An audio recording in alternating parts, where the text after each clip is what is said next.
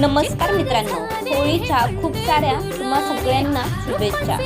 तर पाहूयात मराठी कलाकारांच्या होळीचे खास फोटोज।